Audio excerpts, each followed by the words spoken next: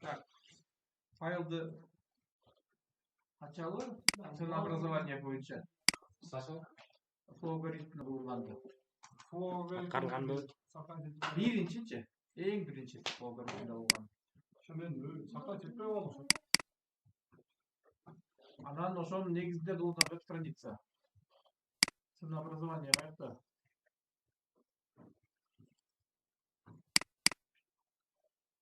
Ушул эле.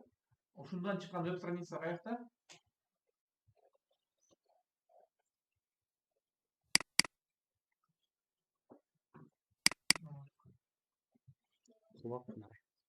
Каякка сакталган эле?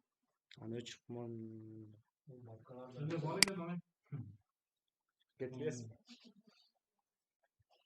Жок, кайра эле генерация кылып койсок болот. кайра кыла Кайра баштан алып койсоң, килсең, Так.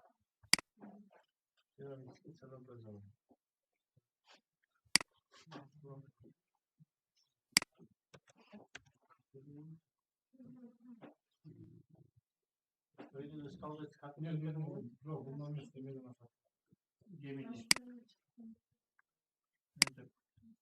Тайтып туруп, на основе Анализ болот. промпту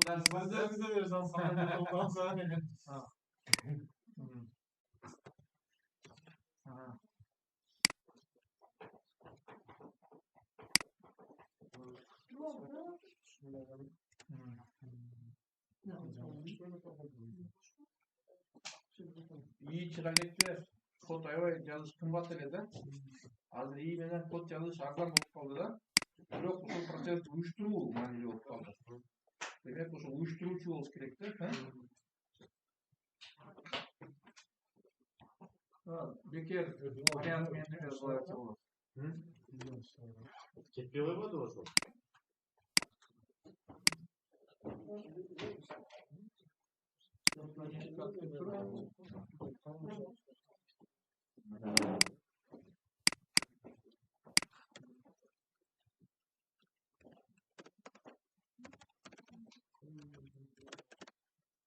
Образование. Ценообразование. Образ. Жок, цено. Образование. Образование, правильно? Образование. Орыс тілде демеде, енді айтылған башка, жазылған башка болот.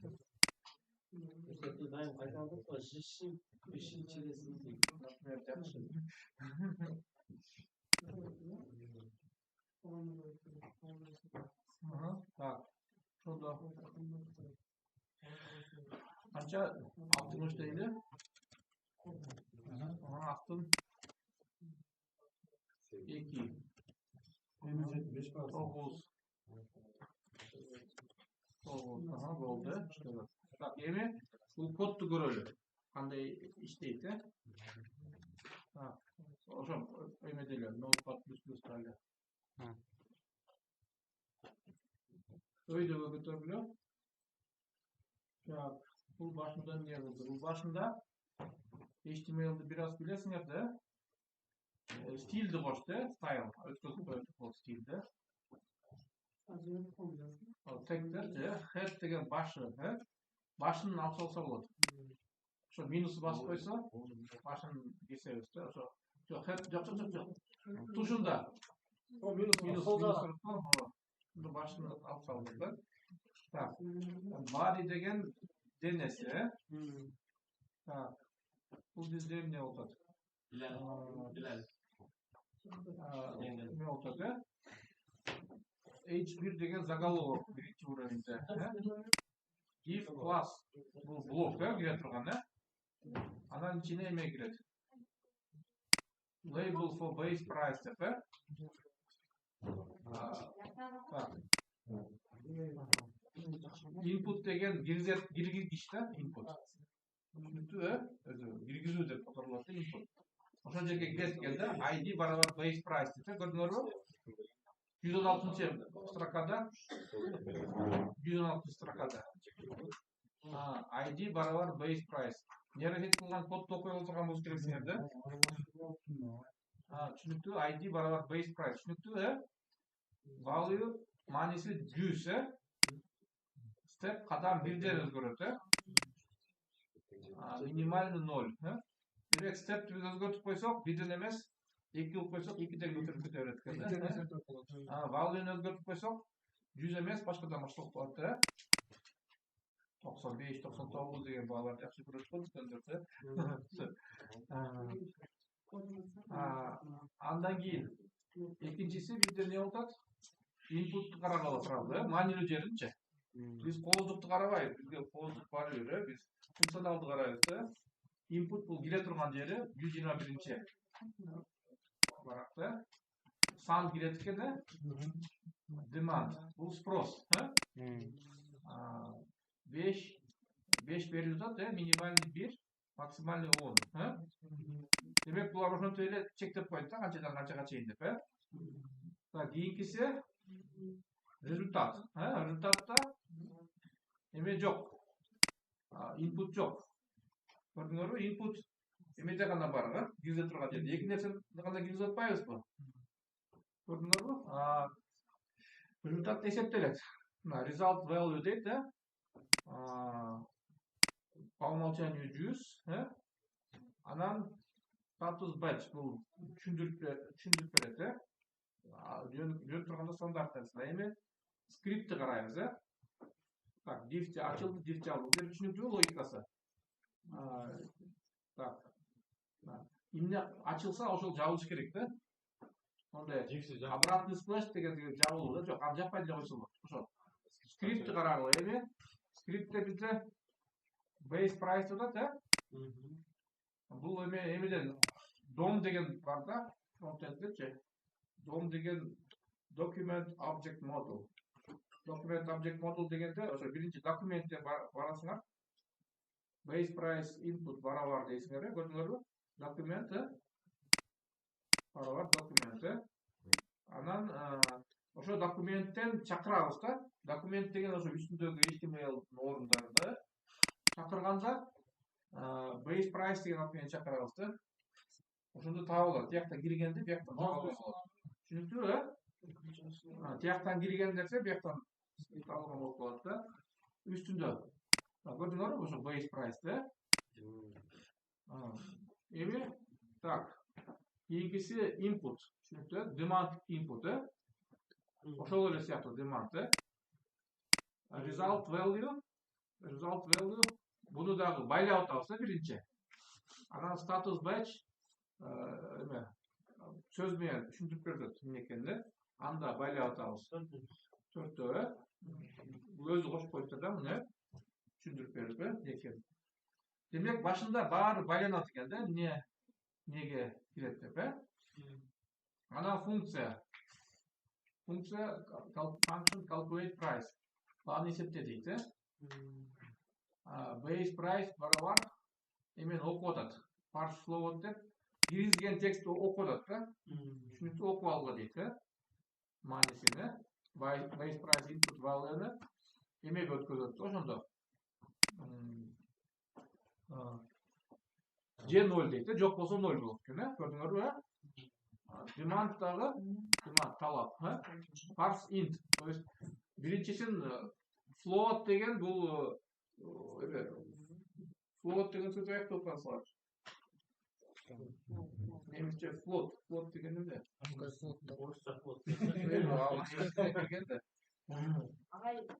Float не болот, float? Float, туура. Float сүзөт да, сүзөт. Морской Ошондо плавающий дейт. Плавающий точка дегенде, мисалы үчүн 5,5 дегенде ошо точкасы сүзүп жүрөт да, түшүнүктүүбү? Int деген эмне? Int бүтүн, ооба. Ошондо биз эки түрдөгү эмени окуп атабыз да. Кыргызча чыныгы сан дейт float, бирок ал сөз маанисин түшүндүрбөйт да. Башка сөз табыш керек окшойт. Эмеге айтып эле каттуу.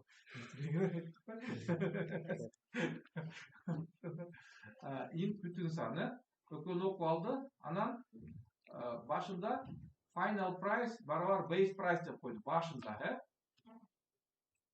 Bizde flow алгоритмді açsаңар, bizde flow алгоритмде бұл немеде болтады да.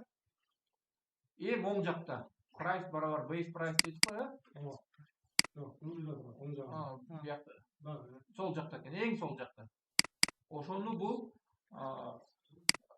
по-любому деп алып алыпты да башында, анализдеді да, Именно андан ары кодқа ашқылар кодты. Так. Ошондо башында бир маани берип коюптур да булар, 0 деп койсо да болмок эле. 0 деп койсо да болмок эле. Булар эме баары бир ошол болот деп чыгарыптыр да. Так. Эми demand 8ден ашса, алып, final price 1,10 көйдү да, flow алгоритмдей болуп да, көрүп ачылат flow алгоритмде. Экөөнү коюп койсо болот экен, бөлүп, көрүнө турган болуп. Вот мына, эгер эме болсо, так, анан статус batch'тен,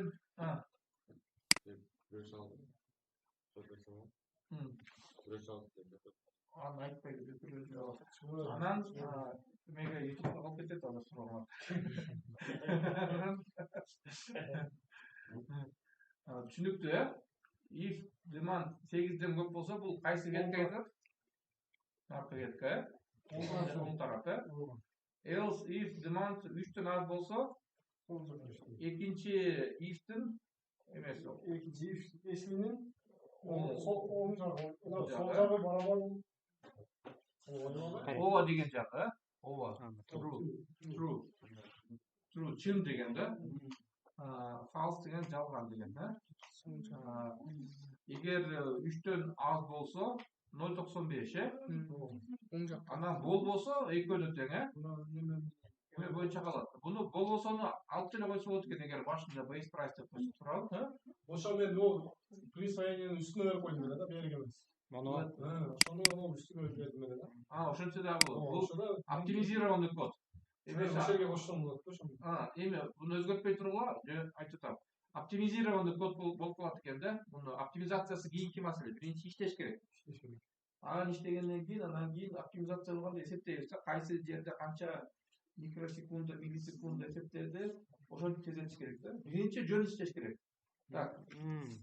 Биринчи иштебей туруп тез иштетем десеңер, чоң жаңылган болот да. Түшүнүктүү? Биринчи бала басыш керек да жөнүндө, кайда. Анан спринт. Туурабы? Так.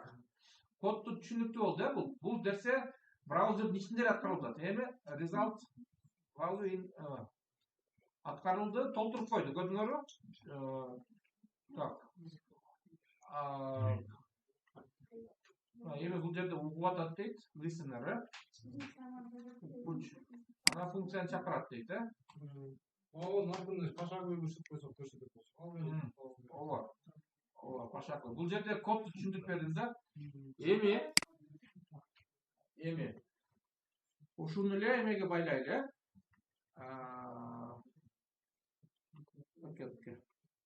Так. Питондо эме гана бизде Gemini.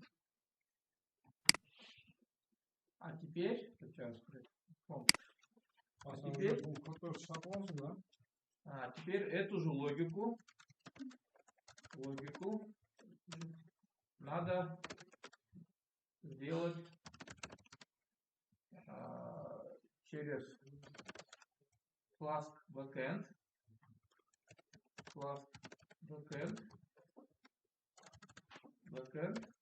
и Vanilla.js и Vanilla.js frontend deydi. Koy turbayım, andan ardagı. Bir sekret. Bunda көп файл чыгат да.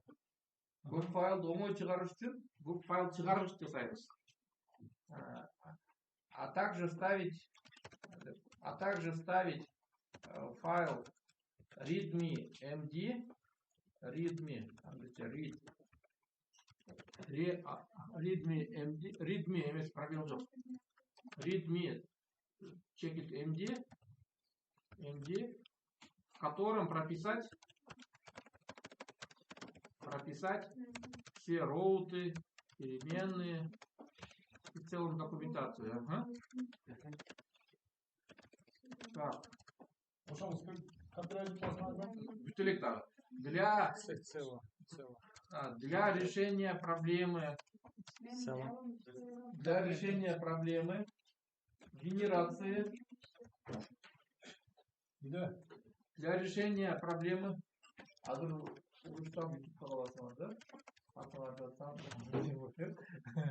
для решения проблемы генерации большого числа файлов и структуры папок сделай один Python файл, который все генерирует. Ох ты молодец.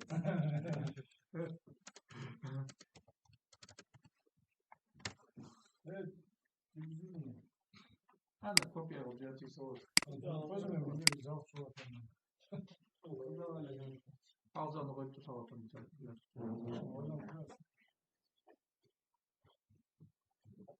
личный переписка көрінбесін деп паузаны қойып алады. Жауын оқылы бірінші, братан, это серьезный подход здесь, да? Ты хочешь сделать автоматизатор развертывания. Один запуск Python скрипта, и у тебя готовая структура профессиональной веб-приложения на Flask плюс Vanilla.js. Так. Болды анда мына эмейлға копировать етіп тұрып.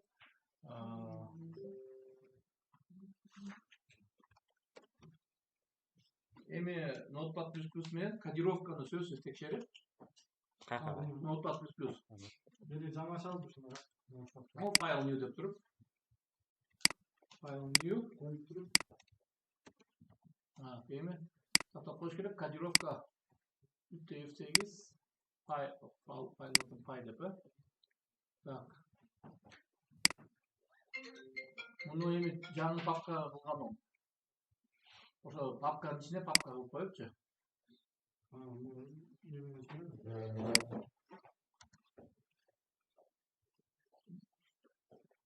My backend деп койсо болот, да? My backend. Жок, менен жазылат. Ага, ичине кирип туруп,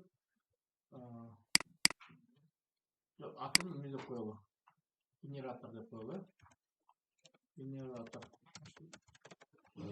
Ошондо файл тип файл. Файл. All types. All types. Файл. Так. Сохранить десек. Ага. Эми каяктагы. Мынча. Жүргүзгөндө мында жөн жүргүзүп койсок, катасы билинбей калат да, балким ката болуп калсачы. Ошон үчүн эң үстүнөн этот компьютер деп турат го. Сону көчүрүп алыш керек. Копировать деп туруп. Анан поиска cmd деп киребиз да. cmd. Азыр мен минимальный командная строкага кире бересиңер. Жоктон көрү жогору инструменттер жок учурда иштете ала турган болуп үйрөткөн да силерди. Эч жок компьютерде иштете ала турган болсун деп, Python коюлган, Python. Бул эми черный экран. Кайерге киргизет? Командная строка. Дагы бир жолу көрсөтүп койсоңор болот, Жаап турупчу. Эмени басып туруп, cmd деп жазса, cmd. Ооба, командная строка чыгат. Командная строка. Черный экрандан экөө. Бирөөсү Windows'туку, бирөөсү Linux окшош, аны кийин көрсөтөм. Так, эми бул жерге эмне жазыш керек? cd пробел. Жок, пробел. Округенин алдына cd пробел. Коюш керек. cd пробел. Ашыкча нерселерди кылбаш керек, айтканды гана. cd пробел. Мода. Вставить его. Ачык койгон. Болды. Ага, enter. Так, эми CD деген каталог өзгөрт деген да, change directory деген же. Илгери Windows жокто ушундай интерфейс бар эле да, командаларды киргизишет эле. Linux'та да ошондой дагы эле. Бирок күчтүүрөөк да, андай. Ошол команда настройщик интерфейсте программисттер билиш керек. Түшүнүктүүбү? Аккаунтный интерфейс менен гана иштебейт. Так, эми dir деген бар. Windows'та dir, а Linux'та ls деген команда dir. Dir пробелди баспай эле dir деп жазасың. Dirди басса, көрүп атасыңар, экранды баарыңар биякты карап алат. Отжимание болот болсо. Так, dir enter. Так, не бар экен бизде? Генератор py, бул эми толук көрсөтүп атпайбы? Муну да кыскачараак варианты бар. Dir деп жазылат, dir пробел жылдызча чекит py. Генератор py гана бар экен да. Эми ошо генератор py да алып туруп жүргүзгүлө. Общийбы? Ошо жерге алып барып туруп астына с окурмен майдотенка. Азыр биринчи көрүп алгыла, анан кийин жасап көрөсүңөр, макулбу? Enter.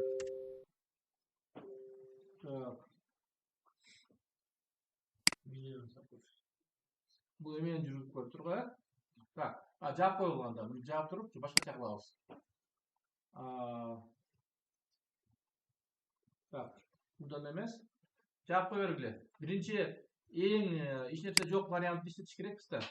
Силерде уже VS Code бар экен да? VS Code жок вариант. Кана командная строка. Кара. Кара эмес турат экран. Жаап салдыңарбы? Жок, мына, который бар турганча. Мага бербастан. Жок. Мурункусу. Кана жаап салдыңарбы? Жаап дегенсен жаап салган. Ашыкча нерсени кылбаш керек да. Мисалы үчүн хирургический операциядачы союп атканда ашыкча нерселерди союп салсам эмне болот? Ошондой эле элестетиш керек да программист. Хорошо. Так. Бул жерде мындай бар эле жок.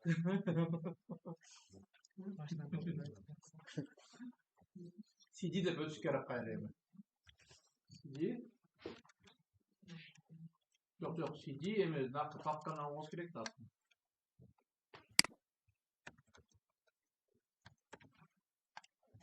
Эми ошо жер дегиле кайра. Enter. Эми атын алып алгыла файлды. Эми муну жүргүзөрдүн алдына Python деп жазыш керек. Python. Жөн эле Python жүргүзүп көргүлө. Enter кылып. Жөн enter кылып, Python иште болот. Ctrl Z деп чыгып кетсе болот. Ctrl Z. Enter. Эми дагы стрелканы өйдөгө көтөрсөңөр, Python чыгат. Мышка менен. Мышканыкын эмес. Клавиатурада стрелка бар. Сону өйдөгө көтөрсө, мурунку команда чыгат да мында. Көрүп алдыңарбы? Так. Азыр ким отжимание кылат экен? Пробел. Эми вставка кылыш керек. Enter. Проект успешно сгенерирован дейт. Эми проводник менен киргиле. Так, мына бул жерде эме болуп калды, папканын ичинде. Readme ачып көргүлө, Notepad++ менен.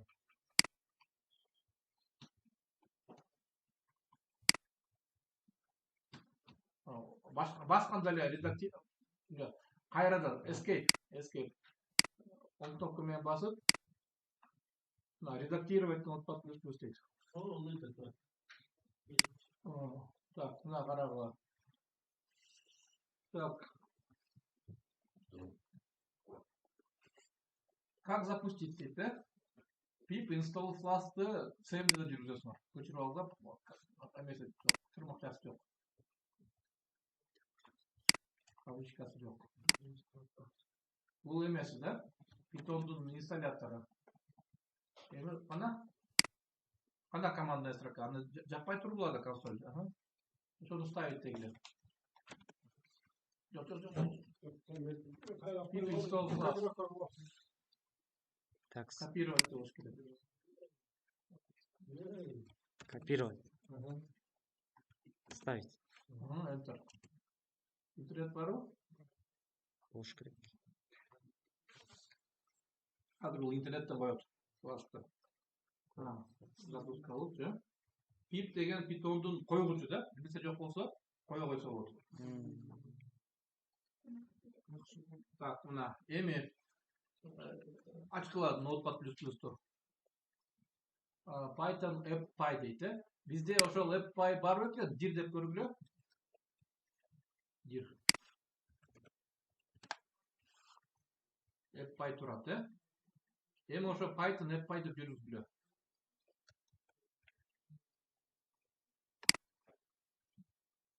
Каускасын албайсың.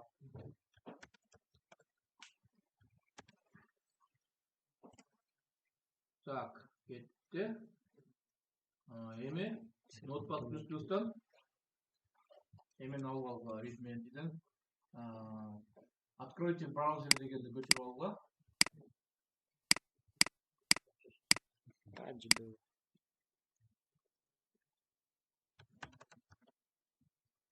Браузер жаңы вкладканы ачып туруп.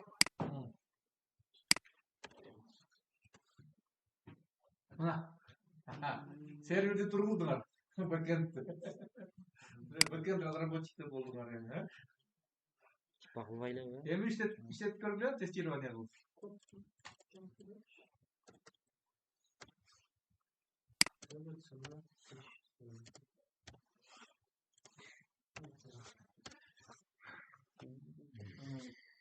Иштеп атат, Тигин өчүрүп койсочу. Командный строканы жаап салса, бул иштебей калат. Жаап салсачы, бул жерде карагыла. Эми серверде эме кылдык да, ким каяка кирди депчи. Кетип пост. Мына.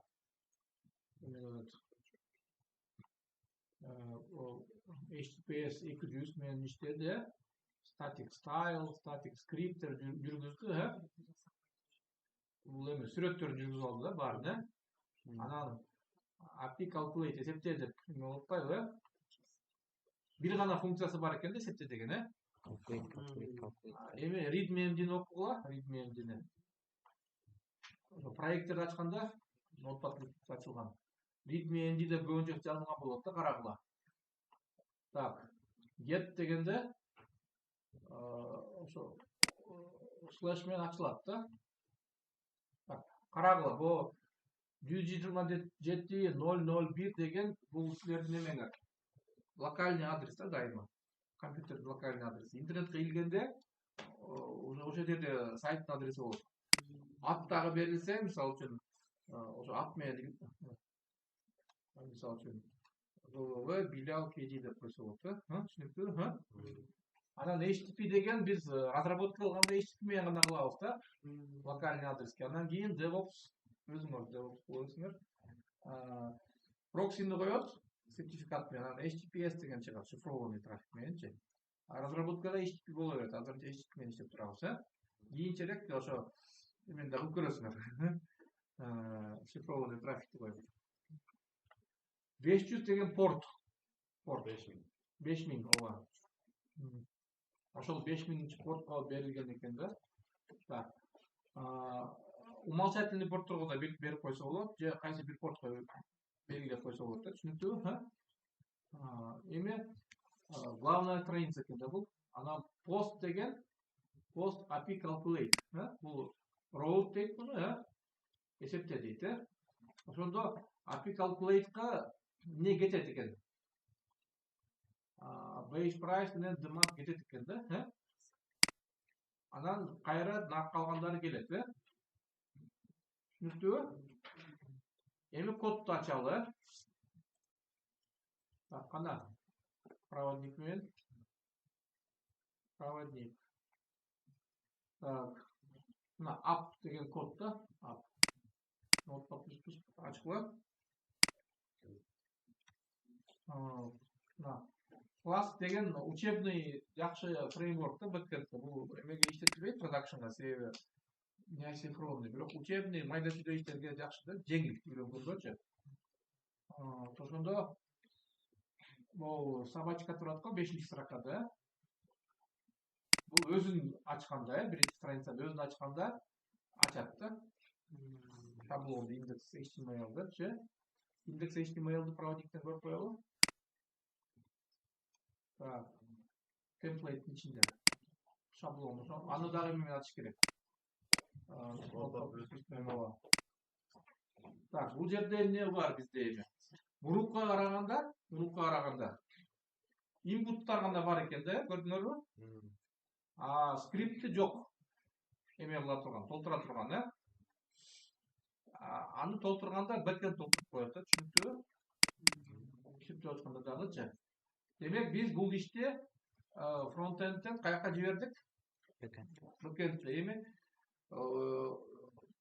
жумушту же фронтендке же бэкэндке койсо болот да, карап туруп. Мындай бат азыр бүтө турган нерсени фронтендке калтырып койсо болот. Түшүнүктүүбү? Перезагрузка кылбай эле эсеп майда чүйдө эсептерди, мисалы үчүн текшерүү болуп калат да. Бул почтабы же бул акча кирди же башка нерсе депчи. Отасыңарбы? Татаал нерсени бэкэндке ийилген оң да, фронтендке жеңил нерселерди, татаал нерселерди бэкэндке. Түшүнүктүүбү? Биз бул жерде эми эсеп татаал эмес деле, бирок биз баары бэкэндке ийилип койдук да, түшүнүктүү болсун деп. Так, бул эми шаблон түшүнүктүү болду. Ошондо бизде эмне болуп атат? Инпуттар ошол эле боюнча калды, demand, base price. Эми scripts.js байлап атат да, скриптти, көрдүңөрбү? 25-нчи катарда. 25-ти ачкыла. Script.js-ти ачкыла биринчи. Проводниктен.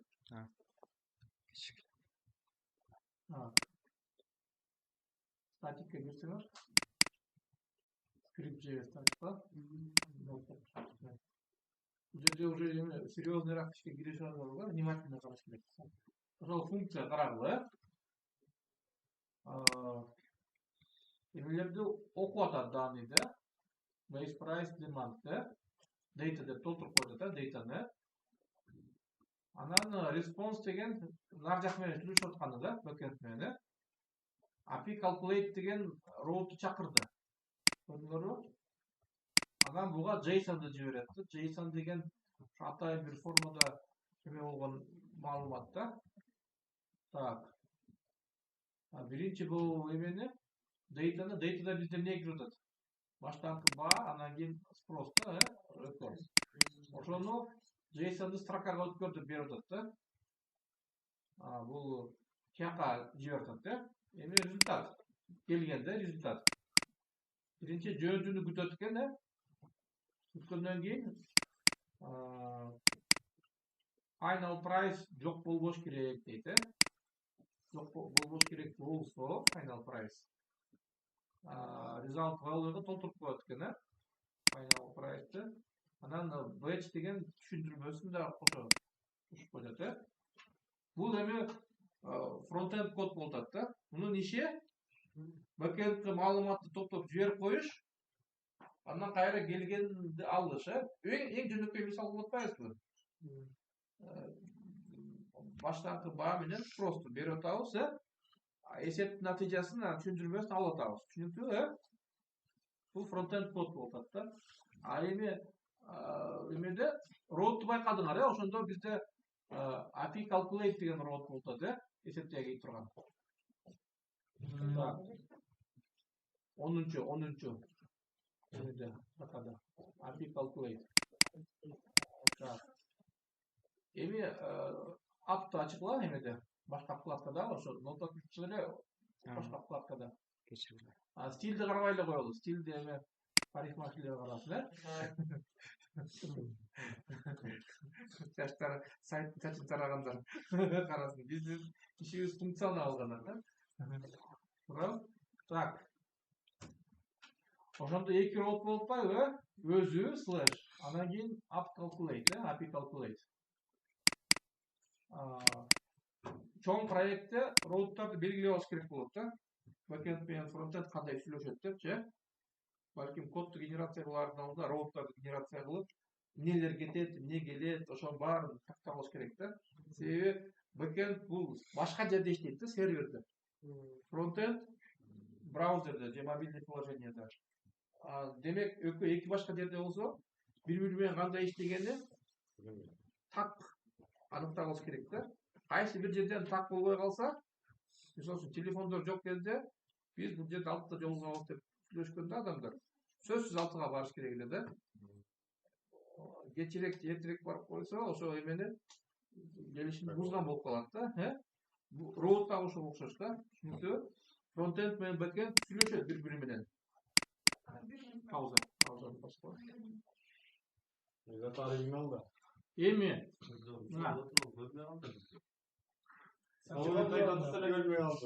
Java менен запись кетти. Жакыныраак отуруңла. Запись кетип атат. Бул эми эң жөнөкөй да. Java'ныкы мындан да аябай чоң болот да.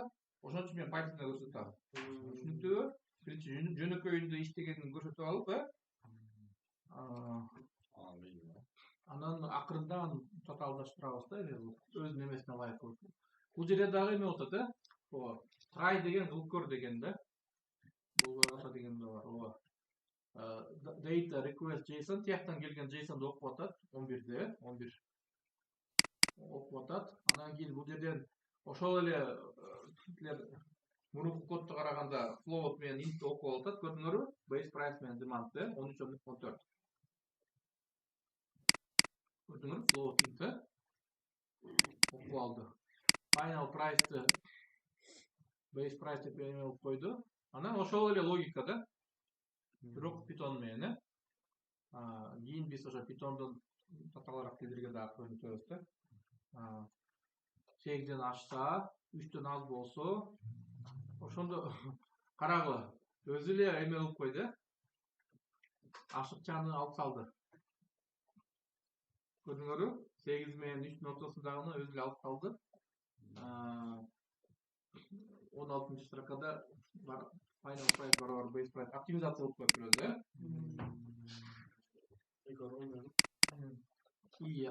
Ошондо эки эле блок болот да бизде. 20-нан 24, else деген блок жок, Так, анан JSON түрүндө 29-да үчөөнү кайтар деп атат да. Final price, status and batch class, Ошолор тиги фронтенд жагын көрдүңөр. Барып туруп HTML-да орун ээлеп атат да. Ошондо кнопканы баскан сайын ошол серверге кайрылып, эме атат да бу. Эми ачсаңар, кара CMD-ничи. Көрдүңөрбү? Жазган сайын келип, серверге Анан ол сервердин жооптору 200, 400 дегендер булар дагы билип алсаңар болот. Эмне депчи, Демек серверден көрүп турса болот да, кийин эмне болуп атат депчи. Так, азырынча ушул. Биринчи ушуну өздөштүрүп алгыла. Анан кийин биз эмнеге өтөбүз? Айткандай. Curl деген инструмент бар, Postman деген бар. Анан кийин Анан Swagger деген бар. Бул эмесин, API-син жулуп көрсө болот да. Браузерге чыгарбай турупчу. Кандай иштеп атат депчи. Биринчи өзү иштетип алгыла, Анан ошого өтөбүз да. Анан кийин Windows'ун өзүндө Linux бар, VSL деген. Ошого Docker'ге ороп салабыз. Docker деген да крутой бир технология бар да, ошону көрсөңөр. Бирок өзү жеңил, бирок аны иштетсе көп проблема жетет да. Көп көйгөйлүү маселени чечет. Так. Азыр түшүнүктүү болду, суроолор барбы? Кылган нерсе боюнча. Муну жасап көрүш керек. Колдон өткөзгөндө жакшы түшүнүп аласыңар,